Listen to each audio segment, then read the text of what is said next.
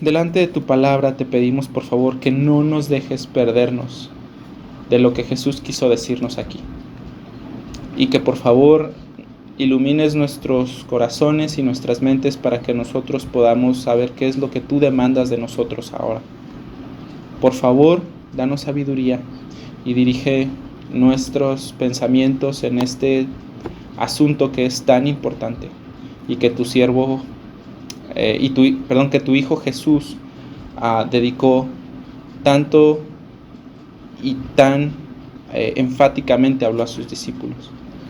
Por favor, Señor, ayúdanos y danos de tu gracia. Amén. Bien, pues ahora sí vamos a comenzar y tenemos aquí esta historia. La última vez que nosotros vimos a Jesús, Jesús estuvo hablando del divorcio y lo que él piensa acerca del divorcio. Yo pienso que esto que estamos leyendo desde los versículos desde el 13 hasta el 31 es continuación, es decir, que pasó inmediatamente después de esta enseñanza sobre el divorcio. Y mi razón para pensar esto es por cómo empieza el versículo 13.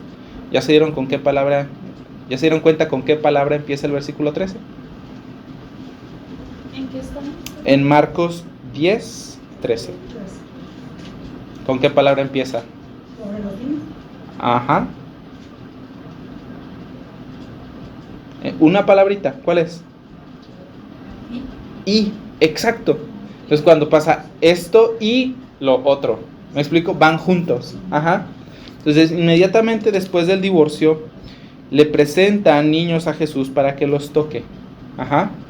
Y nos da esta toda historia de cómo los discípulos reprenden. No sé si recuerdan, pero cuando hablamos acerca del divorcio dijimos que los fariseos preguntaron a Jesús sobre el divorcio porque el divorcio era muy común en ese tiempo. Y tal vez muchas personas se habían divorciado. Entonces, si Jesús era duro con lo del divorcio, mucha gente podría odiarlo, ¿no? y rechazarlo por la dureza de sus palabras. Pero, como vemos, pues no sucede así. O sea, Jesús habla acerca del divorcio y todo, y los van papás con sus niños a presentárselos a Jesús para que ore por ellos y para que los bendiga. Era una tradición común para los padres que si había algún rabino, es decir, algún maestro judío que fuera respetado, sus papás llevaban a su niño para que el rabino orara por ellos y pronunciara una bendición para el niño. Ajá. Buscando el favor de Dios para el niño, obviamente. Entonces, los papás van con Jesús y le presentan a sus niños. Los papás, esto es algo muy interesante, los papás me imagino yo que querían que sus hijos también contaran con el favor de Dios, como ya les decía, y que fueran parte del reino de Dios y que fueran salvos. Y yo creo que ese es el deseo de todo papá, ¿cierto? Los que somos papás lo entendemos. Nosotros queremos que nuestros hijos amen a Dios, que ellos sirvan a Dios, que ellos de verdad sean personas que cuenten con el favor de Dios en su vida y en lo que hace, que Dios los mire con agrado. Estos papás querían lo mismo, pero los discípulos los reprendieron. Esta palabra que se usa aquí donde dice los discípulos les reprendían, es la misma palabra griega que Jesús usa para reprender a los demonios o para decirles que se callen. Es una palabra fuerte. Entonces los discípulos están ahí regañando a los papás, censurando a los papás, tal vez pensando que no son más que una molestia en la agenda del Señor, pues porque ¿qué tiene que hacer el Mesías con un montón de niños, ¿no? Están los discípulos ahí, alejando a los papás, y la Biblia dice que Jesús se indignó. Jesús se indignó. Esta palabra, aparte de indignarse, también puede significar enojarse, molestarse, disgustarse. Entonces lo que está pasando aquí no es algo liviano, no es un acontecimiento así cortés como cuando de repente vas al súper y te dicen, disculpe señor, no puede pasar por aquí. Ajá. Y tú dices, oh, gracias, y te vas por otro lado. Los discípulos están regañando a la gente y Jesús está muy enojado por esa razón. Jesús les dice por qué. Les dice en el versículo 14, dejen a los niños venir a mí y no se los impidan, porque de los tales es el reino de los cielos. Les digo que el que no reciba el reino de Dios como un niño, no entrará en él. El que no reciba el reino de Dios como un niño, no entrará en él. Esas fueron las palabras con las cuales Jesús reprendió a sus discípulos. Ahora, yo quiero que vean lo que dice aquí el Señor Jesús, porque hay algunas cosas interesantes. El Señor dice, dejen a los niños venir a mí, porque de los tales es el reino de los cielos. Muchos pastores han dicho que eso da mucha esperanza a aquellos que hemos perdido un hijo siendo bebé o siendo niño. El Señor tiene misericordia de los niños y los lleva con Él. Muchos otros pastores han espiritualizado mucho esto y diciendo que los niños, que debemos ser como los niños porque los niños son inocentes y los niños son puros. Yo no estoy tan de acuerdo con eso de que los niños son inocentes y puros porque pues nosotros hemos criado bebés, ¿cierto? Los niños son bien inteligentes y a veces no son tan puros como pensamos. Pero sí que el Señor ama a los niños. Eso yo sí creo que es verdad. Y el Señor está diciendo que de los tales, de los niños, es el reino de los cielos. Entonces yo creo que el Señor es misericordioso especialmente con los niños. Especialmente con los niños. Pero más adelante dice que el que no reciba el reino de los cielos como un niño no entrará en él. Ahora, fíjense lo que sucede inmediatamente después porque vamos a ver de qué clase de niños se trata. Dice el versículo 16, y tomándolos en los brazos. ¿De qué niños está hablando el Señor Jesús? Niños chiquitos, bebés. ¿Están de acuerdo? El bebés podemos decir que es un niño de los 2 años más o menos. Ya no es tan bebé, pero bebés. Tal vez recién nacidos, tal vez, pero niños chiquitos, niños que pueden cargarse. De hecho, en el relato paralelo de Lucas usa, que es un médico, usa la palabra griega para niños recién nacidos, para infantes. Entonces, fíjense, Jesús dice, el que no reciba el reino como un niño, como estos niños. ¿Cómo son esos niños? Les decía, algunos pastores piensan que los niños son puros y que son inocentes. Y la Biblia dice, en pecado me concibió mi madre. Todos somos pecadores desde el inicio. Pero sí hay una cualidad que todo cristiano debe de compartir con esos niños. Y es que esos niños son dependientes. Si tú no alimentas a un bebé, si tú no tapas a un bebé, ese bebé va a morir. ¿Estás de acuerdo? Ese bebé no va a hacer nada por ti. Nada por ti. No va a ser agradecido cuando le des el biberón. No va a tentarse el corazón para despertarte a las 3 de la mañana llorando. Ese niño es completamente dependiente y él no está haciendo ni va a hacer nada por ti en un buen rato. ¿Están de acuerdo conmigo? Entonces, ¿a qué se refiere el Señor Jesús? Bueno, que nosotros debemos de recibir el reino precisamente como ellos, en completa dependencia. Justo como un bebé espera de sus padres todas las cosas, nosotros deberíamos de esperar todas las cosas respecto a nuestra salvación de Dios. Sin orgullo, sin confianza en nuestro desempeño o en nuestra obediencia a la ley. El Evangelio se recibe por fe y solo por fe. Por fe en la gracia de Dios y solo en la gracia de Dios. Entonces, no confiando en lo que yo hago. Cuando estábamos bautizando a mi tía Estela, y ustedes estaban ahí sentaditos, yo le pregunté, tía, ¿tú a dónde vas a ir? Y ella dijo, cuando mueras. Y ella dijo algo que estuvimos hablando. Y ella decía, yo voy a ir al cielo por lo que Jesús echó por mí. No porque me bauticé, no porque estoy yendo al templo, no porque soy buena mamá, no porque... Él fue por lo que hizo por mí. Hermanos, desde que yo tengo 16 años yo he servido a la iglesia y he estado en la iglesia y desde cargar sillas hasta servir en orfanatorios y después haciendo viajes misioneros por muchos años y ahorita a cargo de la misión y todo esto. ¿Y saben qué? Yo voy a ir al cielo por la misma razón que el ladrón que estaba crucificado a un lado de Jesús y por la misma razón que todos ustedes. El ladrón que estaba crucificado a un lado de Jesús, ¿qué había hecho por Jesús?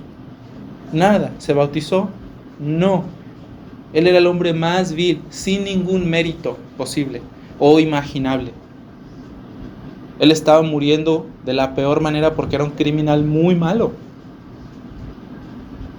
Entonces, y de hecho no sé si ustedes saben, pero la justicia romana, de ahí nosotros tomamos mucho de nuestro sistema de justicia, de la justicia romana. Entonces, los romanos eran buenos para juzgar gente. Hermanos, todos vamos a ir al cielo por la misma razón, porque confiamos y dependemos de la obra de Jesús para ser aceptados delante del Padre. Todos. Nadie va porque es mejor persona. Nadie va porque es mejor cristiano. La Biblia dice que no es por obras para que nadie se gloríe. ¿Te imaginas? Tú viniste al cielo y nomás barriste el templo. Yo abrí 20 misiones. Y ahí enorgulleciéndonos delante del Rey Jesús es ilógico. ¿Estás de acuerdo? Al final la Biblia dice que todos vamos a estar cantando, alabando al Cordero que murió por nosotros. Y el Cordero va a estar recibiendo la recompensa por su sacrificio. Entonces, todos debemos de aceptar el reino como niños, sin pretensiones, sin justificaciones, sin decir, pues yo soy buena gente, pues yo sí voy al templo, yo me aprendí el versículo de la ofrenda, eso no cuenta. Todos los que son salvos gracias al sacrificio y la resurrección del Señor Jesús. Todos. Por eso el Señor Jesús se enoja. Dice, ¿por qué impiden que la gente venga conmigo? Déjenlos que vengan, y especialmente a los niños. Dice la Biblia, y tomándolos en los brazos. Puedes imaginarte la ternura de Jesús. Agarrando, cargando en los brazos, poniendo las manos sobre ellos. Él bendecía a esos niños. Bien. Pasado esta reprensión que da Jesús a sus discípulos, que le dice, ustedes tienen que recibir el reino como niños. Y fíjate que dice algo algo más que quiero agregar y que se me pasó. No dice, el que no reciba el reino como niño, híjole, va a tener difícil entrada al cielo. Dice, si tú no recibes el reino como niños, no entrarás. Es muy enfático, muy cortante. Bien, entonces debe de recibirse en dependencia, ¿verdad? Dependencia completa de la obra de Cristo, así como un infante, como un bebé, espera todas las cosas de sus padres. Ustedes me regañarían si yo le dijera a Levi, no, pues Levi, pues lávate el carro y te doy de comer. Van a decir, no seas infeliz, ¿por qué haces eso? El niño no, ¿sí? El niño necesita tu ayuda todavía, en la gran mayoría de las cosas.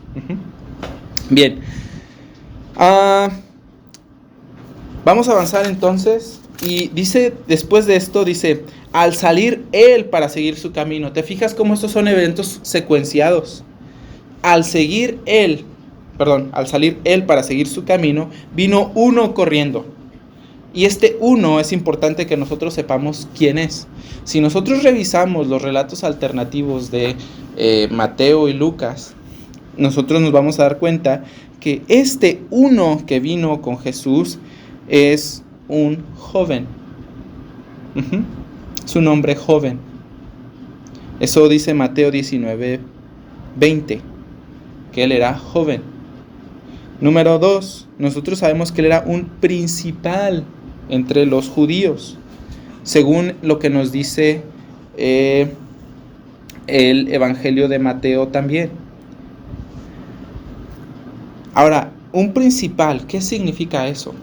¿Qué significa que sea un principal? Bueno, hay otra persona en la Biblia que también es llamado así, un principal, y ese es Nicodemo. Nicodemo es el que habla con Jesús acerca del nuevo nacimiento en Juan en el capítulo 3. Nicodemo es llamado un principal. Nicodemo era miembro del Sanedrín. ¿Qué es el Sanedrín? Bueno, en el Nuevo Testamento hay esta figura del grupo. ¿Se acuerdan que Jesús dijo que sería entregado a los sacerdotes y a los escribas? Bueno, el Sanedrín es un grupo de judíos expertos en la ley que actuaban como jueces de la ley de Moisés. No actuaban como gobernantes legales del pueblo, porque acuérdense que Israel está gobernado por Roma en ese momento.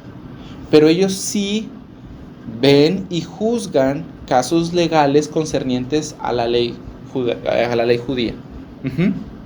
Entonces si dicen, mira, tú no estás dando el diezmo, ¿no? Mira, tú no estás guardando el sábado.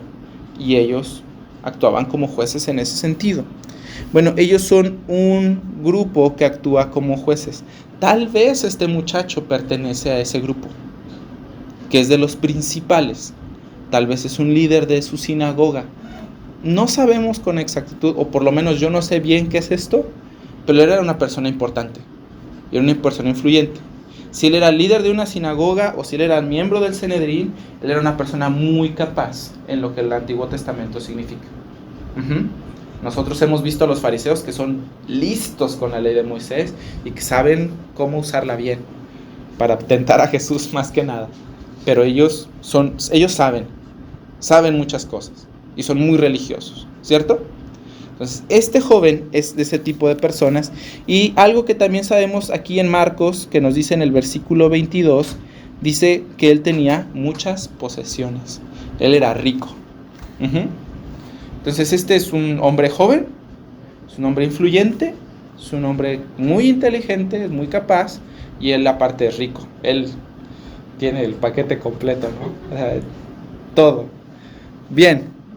Bueno, pues este hombre hizo algo muy interesante. Fíjate las cosas que él hace. Porque esta ilustración o esta historia del joven rico se convierte en la ilustración de lo que Jesús acaba de decir. Ninguno que no reciba el evangelio como un niño entrará en él. La historia del joven rico se convierte en una ilustración para nosotros de lo que Jesús dijo en el versículo 15. ¿Estamos bien?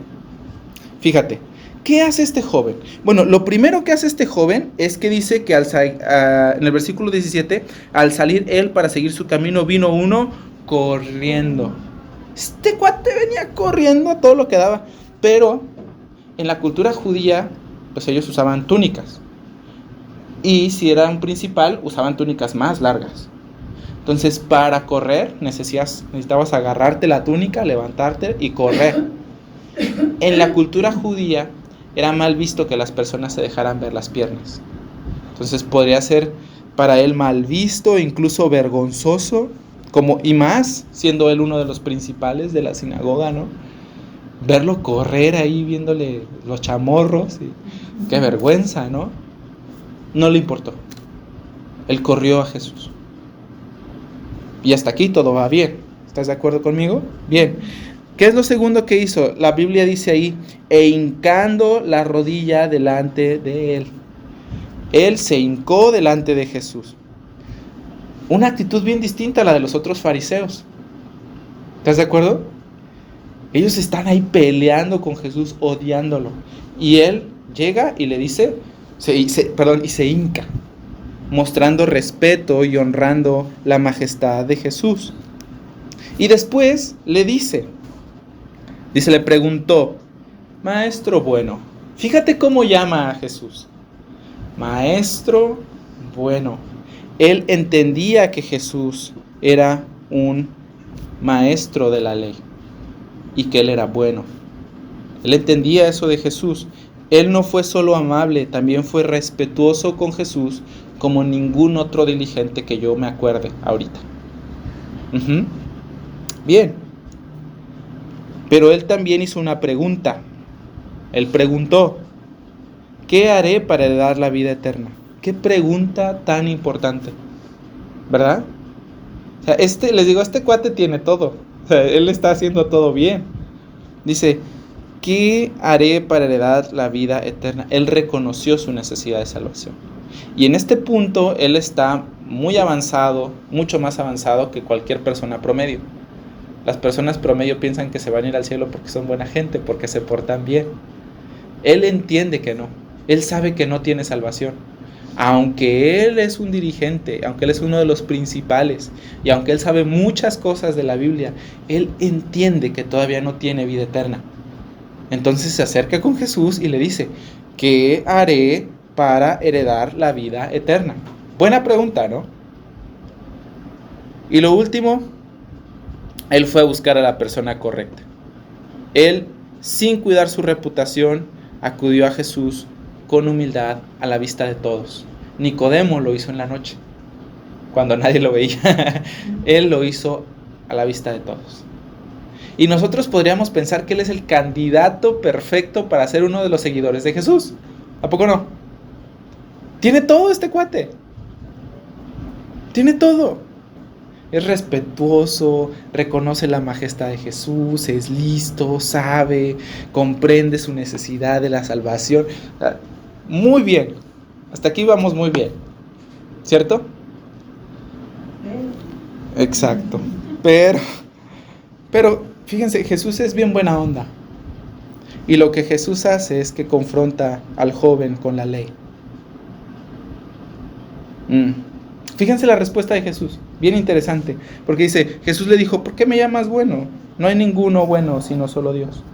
Y dice: bueno, pues yo pienso de esto dos cosas. Uno, que Jesús no está diciendo como que no hagas eso porque yo no soy Dios, como dicen los testigos de Jehová. Yo creo que él estaba reafirmando su deidad. Que Dios es el único bueno. Yo soy bueno. Y lo segundo, a ver, espérate poquito. Vamos a medirte con la bondad de Dios. Yo pienso que hay dos formas de verlo.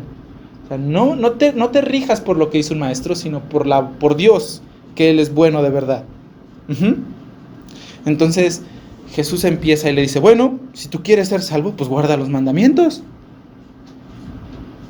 Guarda los mandamientos. Y le empieza a decir: tú lo sabes, no adulteres, no mates, no hurtes, no digas falso testimonio, no defraudes, honra a tu padre y a tu madre. Está bien fácil, ¿no? Guarda los mandamientos. Facilito. Y me causa curiosidad de la sonrisa de Sandra. ¿Por qué te ríes, Sandra? Porque pues no obedecemos a veces mucho. Los tenemos ahí porque son pues algo que Dios puso para nosotros como cristianos. Cierto. Bueno, para todos, ¿verdad? Sí. Pero más todo que sigue las cosas de Dios, pero a veces no. Sí, la verdad es que no hay un día en el que cumplamos los mandamientos. O sea, es difícil. Es dificilísimo. Pero mira cómo responde este joven. Él dice: entonces respondió y dijo: maestro, todo esto lo he guardado desde mi juventud. ¿Qué más me falta? O sea, este joven estaba convencido de que él había guardado todo eso. Dice: todo esto lo he guardado desde mi juventud. O sea, él no puede ver que es un pecador. Él no puede verse así. Tal vez por ser un fariseo, y los fariseos hacían tanto énfasis en la religión exterior, ¿se acuerdan? Ve al templo, pórtate bien, no digas groserías, saca buenas calificaciones, da tu diezmo, apréndete los versículos. Los fariseos hacían mucho énfasis en una religión externa. Y este muchacho dice: pues sí, o sea, sí lo he hecho. Tal vez él está siendo muy sincero, tal vez él no es arrogante, tal vez él está siendo sincero. Pero el punto no es su sinceridad, el punto es que él no ve su pecaminosidad, él no ve que él es un pecador. Él no encuentra fallos en su corazón. Él está ciego a su propia maldad. Él pensaba que la ley solo se guardaba externamente. Sí, pues sí he hecho eso. Sí, yo he honrado a mis padres y todo lo demás. Pero dense cuenta que Jesús no dice todos los mandamientos. ¿Se dieron cuenta que Jesús no dijo: no tendrás dioses ajenos delante de mí? ¿Y se dieron cuenta que Jesús tampoco dijo el 10º mandamiento? No codiciarás. Jesús omite 2 mandamientos, el primero y el 10º. Emite otros, el segundo y el tercero y el cuarto, pero el primero y el 10º. No vamos a centrarnos en esos dos. Jesús no los dice.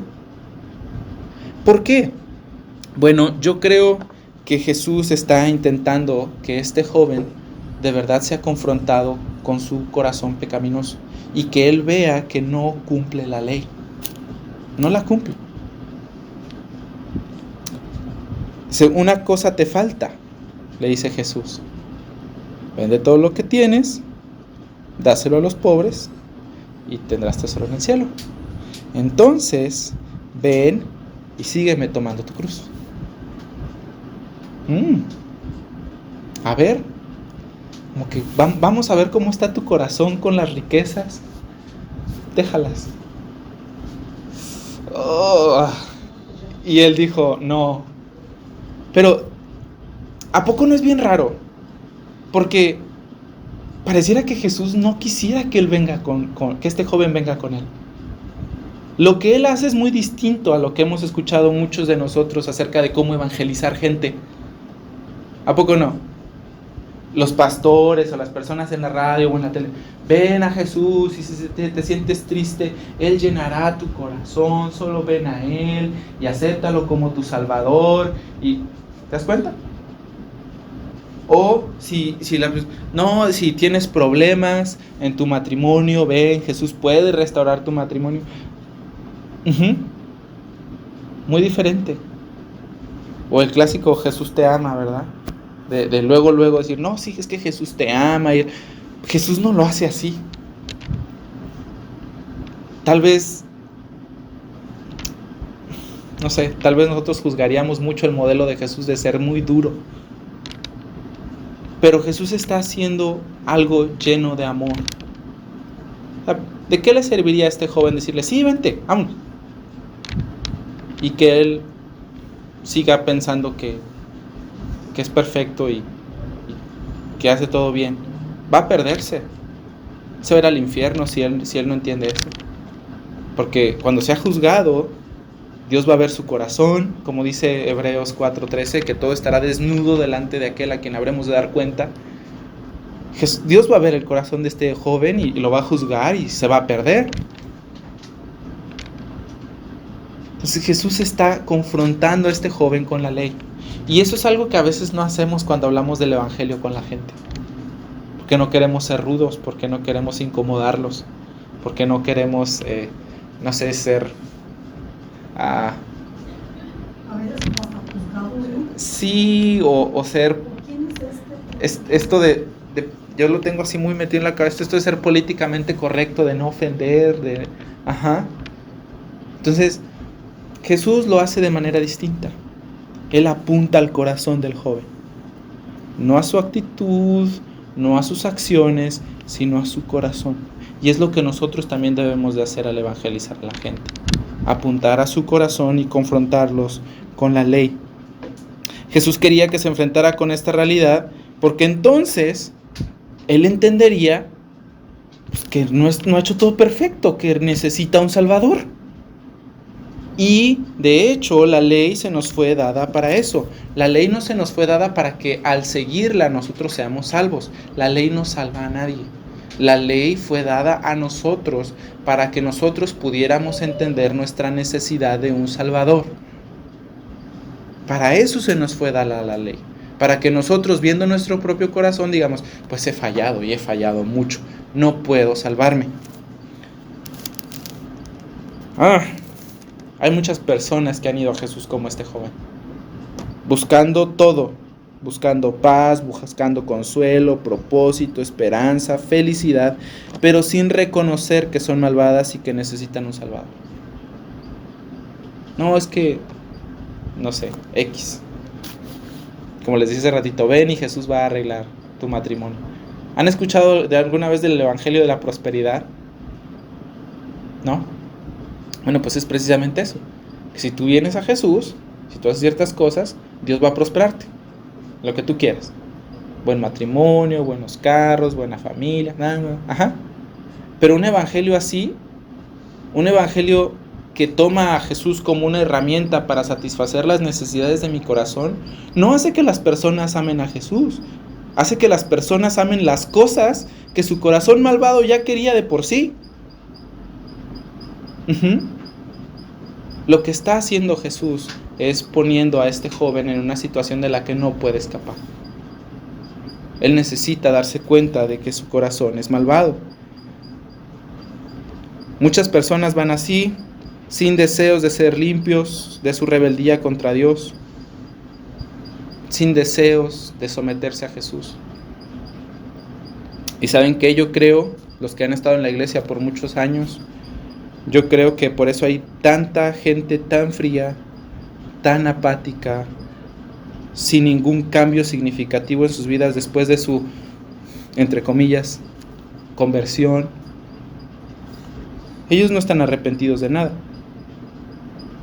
Ellos no han sido regenerados. Ellos no son salvos. Yo pienso que por eso hay tantas personas así.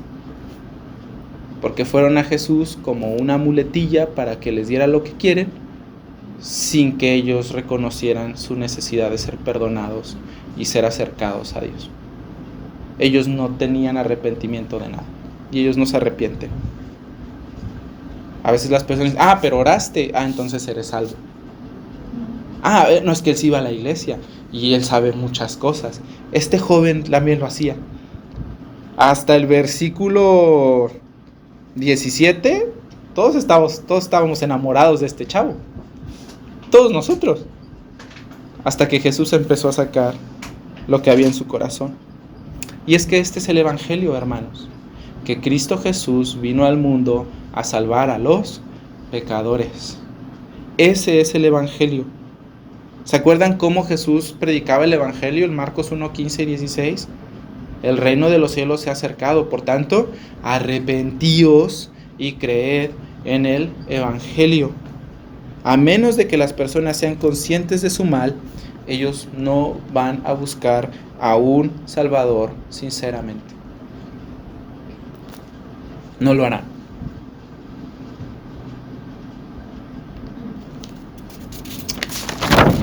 Así que aquí está la respuesta del joven rico. Dice, entonces, perdónenme, el 22, pero él, dice, afligido por esta palabra, que había venido corriendo con Jesús, ahorita se va caminando triste. ¿Por qué? Porque tenía muchas posesiones, porque amó más sus cosas. Se dan cuenta que y esto se los he ido soltando así poquito a poquito en el Facebook. Se dan cuenta cómo la religión verdadera tiene que ver mucho con las emociones. Una persona que de verdad es cristiana ama a Jesús por sobre todas las cosas. Busca ser obediente a Jesús a cualquier costo. Está dispuesto a cortarse una mano o sacarse un ojo. ¿Sí? Esa es la marca de un verdadero discípulo de Jesús, de uno que ha sido convertido de verdad, es que ama a Jesús y desea ser obediente. Y no a regañadientes. No, él desea ser alegremente obediente. Él se somete con alegría al señorío de Jesús. Y esto es exactamente lo que él no hizo. Este joven no confesó ninguna culpa, ¿se dan cuenta?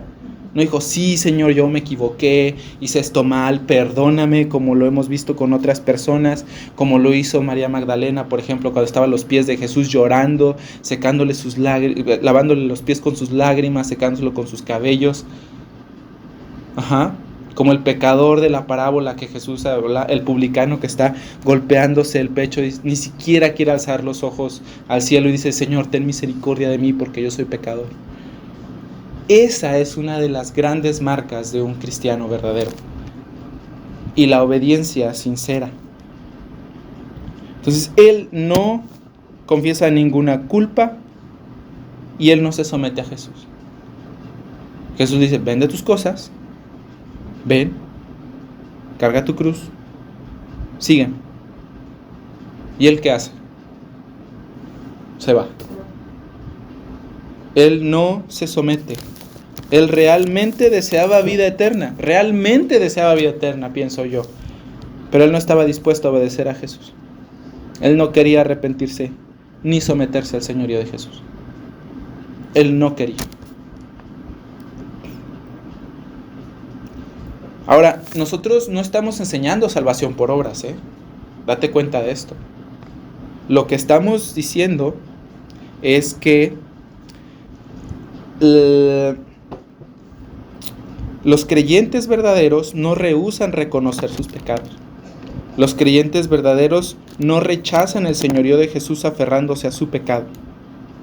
La enseñanza de la Biblia es clara en ese respecto. Por ejemplo, en Efesios 2:8 se dice que por gracia somos salvos por medio de la fe. Y esto, la salvación, no proviene de nosotros, sino que es un don de Dios. Y ese es el patrón que constantemente en la Biblia se muestra, desde Génesis hasta Apocalipsis. Así es. Nosotros no estamos enseñando salvación por obras. Simplemente estamos diciendo que el fruto, la consecuencia natural de alguien que ha creído, es reconocer su propia maldad y someterse alegremente al señorío de Jesús. Bien, entonces, pues este joven no recibió el reino de Dios como un niño. Él dijo, no, mira, yo he hecho todas estas cosas. Él no confió en la misericordia de Dios. Él dijo, ¿te das cuenta? La pregunta que hizo este joven fue muy significativa. Fíjate, revísala en el versículo 17, al final. ¿Qué haré para tener vida eterna? Ya he hecho muchas cosas. ¿Qué más hago? Pero la vida eterna se recibe. No se gana. Se recibe como un regalo, como un don de Dios. Bien, pues este joven no recibió el reino de Dios como un niño, no lo hizo en total dependencia de la misericordia de Dios, sino confiando en sus obras. Él no confió en el señorío de Jesús, él fue terco y permaneció en su pecado. No quiso someterse. Y ahora entonces viene la enseñanza de Jesús, que está desde los versículos 23 hasta el 31. Entonces Jesús, volteando alrededor, le dijo a sus discípulos, cuán difícilmente entrarán en el reino de Dios los que tienen riquezas. Ahora, no está hablando de riquezas materiales, pienso yo, porque eso no tiene nada que ver. Lo que pienso, más bien, es que para aquellos que son humildes y reconocen su pobreza espiritual, es decir, que ellos no tienen nada bueno que ofrecer a Dios, sino que se acercan a Él dependiendo solo en su misericordia, el Evangelio está abierto. Pero para aquellos que creen y que confían en sus propias obras, en su trabajo, en su desempeño, es bien difícil que ellos vean la salvación. Bien difícil. Aquellos que son ricos espiritualmente, que tienen muchas cosas que presentar delante de Dios. Y si ustedes han compartido el Evangelio con una persona, algún extraño o alguien en su trabajo, ellos te van a decir, usualmente, ese ha sido mi caso, no es el tuyo, si lo has escuchado, que me dicen, pero yo soy buena gente, o sea, yo no le hago daño a nadie, yo me porto bien. Y hasta parece que es como algo que ya les enseñaron, yo no ando matando, yo ayudo a la gente, yo ayudo a mis vecinos. Pero te das cuenta que todas esas cosas es lo que les impide ver su necesidad de un Salvador. Ellos siguen creyendo que son buena gente. Es difícil para ellos ver. Difícil para ellos ver. El papá de una maestra compañera mía tenía un ministerio en la cárcel, él iba a hablar a los presos. Tal vez para ellos sería más fácil reconocer su necesidad de un Salvador, ¿verdad? Porque ellos saben que son bien malos, porque ellos saben que sí se han equivocado, que se han hecho algo mal. Y tal vez ellos sí entienden que Dios está enojado con ellos porque, no sé, lastimaron a alguien, porque robaron a alguien, porque abusaron de alguien, ¿cierto? Sí. Que sienten la necesidad de Dios por estar donde están. Sí, perdón, lo que sea. Pero para las personas que son moralmente buenas y que se conforman a lo que la cultura de nuestra sociedad indica, pues para ellos no tienen. ¿Qué le van a hacer? Incluso hasta nuestros hijos. Pero pues ¿por qué? O sea, pues yo no hago nada malo, o sea, estoy bien, no me estoy portando mal. Es este hombre no entendía. Y Jesús dice, fíjense, dice el versículo 24, los discípulos se asombraron de sus palabras,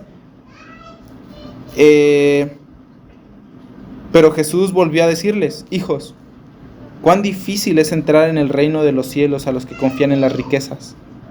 Es más fácil pasar un camello por el ojo de una aguja que un rico entre en el reino de Dios. Y entonces los discípulos se asombran aún más diciendo, ¿quién pues podrá ser salvo? Pues si este amigo, que es como es, que se porta como se porta, que hace lo que hace, que se hinca delante de ti y que es humilde contigo, no, pues entonces ¿quién sí? Porque yo me volteo a ver a mí y digo, yo no le llego a este compa, yo he cometido muchos errores. Yo por eso decía, tal vez él piensa sinceramente que ha guardado todas esas cosas que Jesús le enlistó desde su juventud. Tal vez él fue muy disciplinado y muy diligente. Yo no. Entonces, si alguien así como él no puede entrar al reino de los cielos, pues entonces ¿quién? Ya estoy frito. Frito. Jesús, otra vez con mucho amor, pienso yo, y volteando a ver a sus discípulos para darles esperanza, miren lo que dice en el versículo 27. Para los hombres es imposible, mas para Dios no, porque todas las cosas son posibles para Dios. Y saben que yo he escuchado que ese versículo lo usan mucho para decir, no, tú échale ganas a tu examen de la prepa, de la universidad. Para Dios todas las cosas son posibles, dale, ten fe, aún. No, para Dios todas las cosas son posibles, tú créelo y vas a hacer esto, ¿no? Y yo lo que veo por el contexto es que está diciendo que Dios es un gran salvador. No importa quién seas, lo que hayas hecho. Tal vez tú puedas pensar que es imposible que Dios me salve, o es imposible que Dios salve a este amigo mío por el que estoy orando, o es imposible que gente traiga a esta persona a la iglesia por la que yo estaba orando. Es bien católica, es que es bien, no sé, ama su vida. Tal vez tú puedes decir, es que no. Este versículo no tiene que ver con las cosas que nosotros deseamos y que con fe, entre comillas, le pedimos a Dios para que nos la dé, diciendo, no, sí, para Dios todo es posible, y así como una pequeña muletilla motivacional, más que como lo que realmente es. Nos está diciendo que Él es un gran salvador. Lo que tú crees que es imposible, para Él es posible. Por eso les decía en nuestra clase de escuela dominical, cuando hablábamos del evangelismo, que una de las razones por las que los miembros de las iglesias no comparten el evangelio es porque no creen en lo que Dios puede hacer a través de su palabra. No creen que Dios de verdad pueda atraer a la gente. Pero para Dios no hay nada imposible. Él puede salvar a la gente. No importa quién sea. No importa quién sea. Pero Él puede salvarlos. Así que sigamos orando por esas personas por las que queremos que vengan, por nuestros amigos, por nuestra familia. Si tú no estás orando por alguien, arrepiéntete. Arrepiéntete y hazlo, porque el mandato del Señor es que todos compartamos el evangelio con alguien. Arrepiéntete, sé obediente y empieza a hacerlo. Así que, pues todas las cosas son posibles para Dios. Él es un gran salvador. Él puede hacer que la persona más ruin se convierta en una persona que le ame y le siga imperfectamente, pero sinceramente. Nosotros podemos ver, por ejemplo, al apóstol Pablo.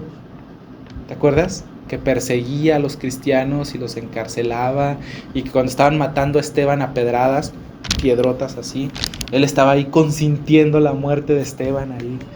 Bien así. Una persona que odiaba a Jesús se convirtió en el mejor misionero que hemos tenido aparte del Señor Jesús en toda la historia, el escritor de muchos libros del Nuevo Testamento, y una persona en la que podemos ver cómo Dios cambia a la gente, ¿no? Así que todas las cosas son posibles para Dios. ¡Qué maravilla! ¡Qué Dios tan extraordinario tenemos! Creamos en Él. Entonces Pedro otra vez comenzó a decirle: he aquí nosotros lo hemos dejado todo y te hemos seguido. Y Jesús respondió: de cierto os digo que no hay ninguno.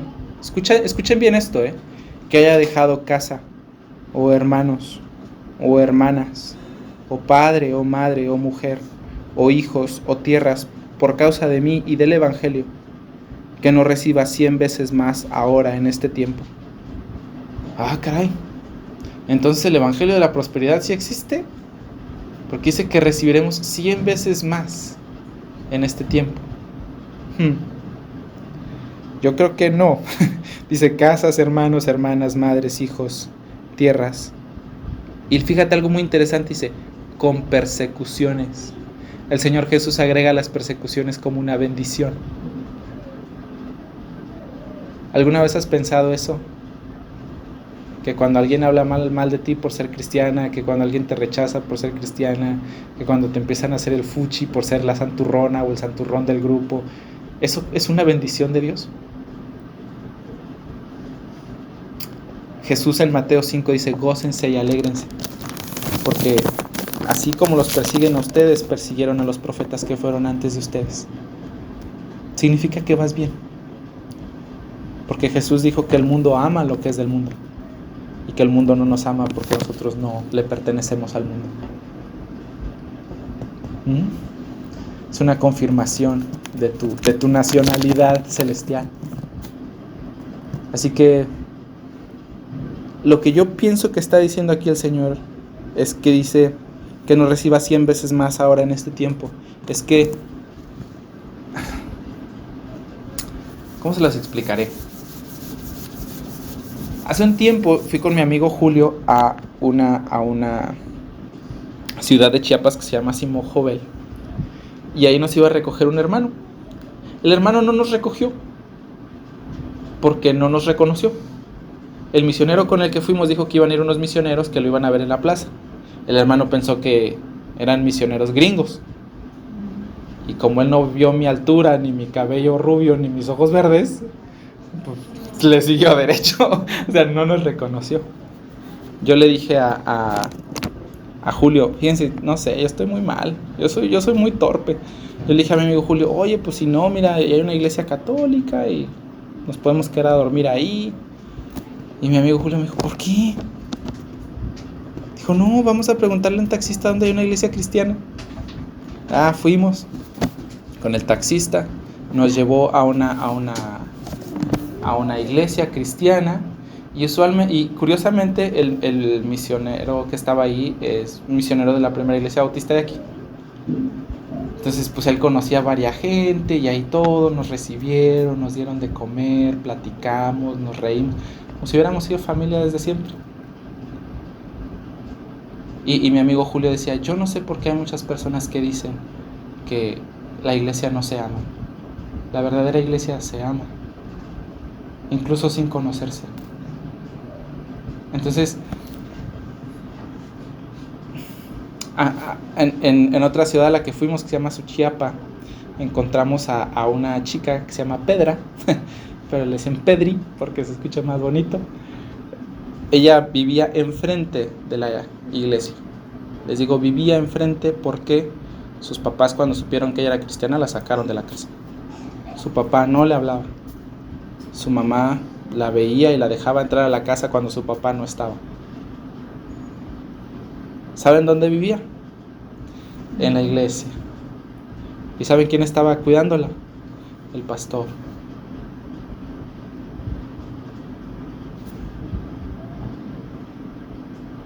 Ella ya tenía casa sin tener casa, y ella tenía familia cuando su familia la rechazó. Nosotros también. Y hermanos, es equivocado lo que pensamos, que si nosotros creemos en el Evangelio vamos a tener una vida realizada y feliz como el mundo la pinta. Sí, vamos a tener una vida realizada y feliz, pero no como el mundo la pinta. Tal vez no sea una vida fácil, pero va a ser una vida digna de ser vivida. Y va a ser una vida dulce. Porque la Biblia dice que cualquiera que quiera tener una vida piadosa sufrirá persecución. No los misioneros que se van a Asia. Sí, también ellos. Tal vez más. Pero cualquiera que quiera tener una vida de devoción a Dios sufrirá persecución. Es una promesa. Y Jesús la cuenta como una bendición, porque así persiguieron a los profetas que fueron antes de nosotros. Así persiguieron al Señor Jesús. Se los he dicho en otras ocasiones, si al Señor Jesús le dieron una corona de espinas, pues porque a nosotros nos van a dar una de rosas. O sea, no es así. Pero el Evangelio es una vida digna de ser vivida. Tendrán 100 veces más ahora en este tiempo. Casas. Cuando estábamos en Chiapas también fuimos a un pueblito que se llama Huaquitepec. Y es una comunidad celtal muy chiquita. Hermanos, cuando salimos de ahí, de verdad nosotros no hicimos gran cosa. Lo que hicimos fue hacer amigos, hablar del Evangelio, ayudar a la iglesia con sus escuelitas bíblicas. Yo prediqué 1 o 2 veces. Salimos de ahí con gallinas, pencas de plátanos, huevos, una guanabanota que nos dieron. Y es cosas que de los hermanos de su pobreza te dan. Porque fuiste con ellos a llevarles algo que para ellos es precioso. Llevas la palabra de Dios, les ayudas en su misión de compartir el Evangelio al mundo. Por eso amo las misiones. Y tú encuentras ahí cosas muy valiosas. Muy valiosas. Tú puedes ver cómo la iglesia se une mucho en este propósito grandioso de compartir el Evangelio al mundo. No hay quien, habiendo dejado estas cosas, que reciba 100 veces más ahora en este tiempo: casas, hermanos, hermanas, madres, hijos, tierras, con persecuciones, que no reciba, y en el siglo venidero, la vida eterna. Pero los muchos serán postreros, y los postreros los primeros. Hermanos, en el recuento final se verá que ninguna persona ha sido perdedora de nada. No le perdemos. No tengan miedo de perder. La vida segura y la vida cómoda que nos ha vendido nuestra cultura en realidad no existe. Tomamos riesgos para todo, ¿se han dado cuenta? Para cruzar la calle, para bajar las escaleras, para tomar un baño. ¿Saben que a muchas personas les dan infartos cuando se toman un baño?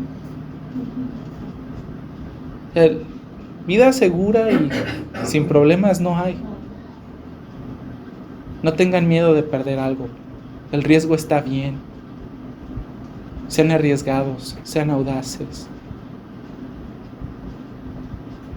En el recuento final nos vamos a dar cuenta que nadie ha sido perdedor de nada. Que todos el Señor Jesucristo les ha dado lo que Él considera justo, aunque Él tenga su propio método para decidir quién va primero y quién va después.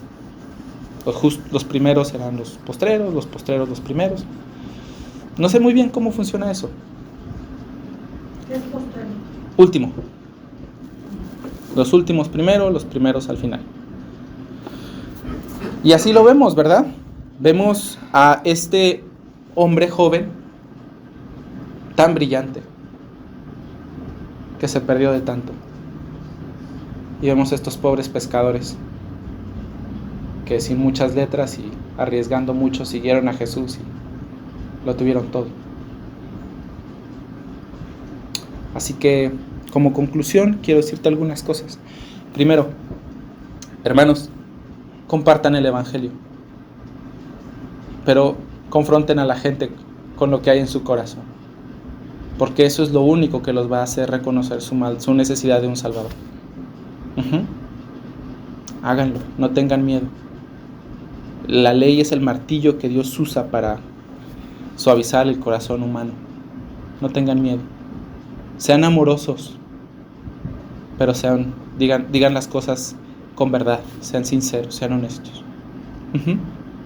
Y segundo, hermanos, y si van a compartir este video con alguien más que es cristiano o que no es cristiano, nuestro deber es examinarnos a nosotros mismos. Porque yo odiaría que alguno de nosotros sufriera lo mismo que el joven rico, que pensando que él había hecho todo bien, al final se pierde. Recuerden que las dos de las grandes marcas, porque hay más, de un discípulo verdadero es: reconoce su pecado, busca misericordia de Dios, pero también está dispuesto a someterse al señorío de Jesús. Así que el Señor Jesús nos acaba de dar una clase acerca de cómo evangelizar gente. ¿Sale? Ojalá que nosotros la hayamos aprovechado. Vamos a orar, ¿sí? Señor, una vez más te damos gracias por tu palabra, porque es preciosa, porque nos llena de ánimo, porque nos anima a ver lo que tú nos has dado en tu sabiduría y en tu bondad. Nos anima a no tener miedo de hablar el Evangelio. Nos anima a no tener miedo de lo que podamos perder, porque en ti encontramos cosas que son muchísimo más preciosas, muchísimo más valiosas, que llenan nuestro corazón de verdad. Y Señor, nosotros vemos los corazones que a ti te agradan, corazones que dependen de ti, que confían en ti. Y también nosotros somos llamados y advertidos con la vida de este joven. Señor, ten misericordia de nosotros y por favor síguenos atrayendo hacia ti. Que nuestro amor por el mundo también nos lleve a compartir el Evangelio con muchos como tú lo hiciste. Y que, Señor, especialmente nuestro amor por ti nos mantenga haciéndolo fielmente para tu gloria. Te lo pedimos en el nombre de Jesús. Amén. Hermanos, tengo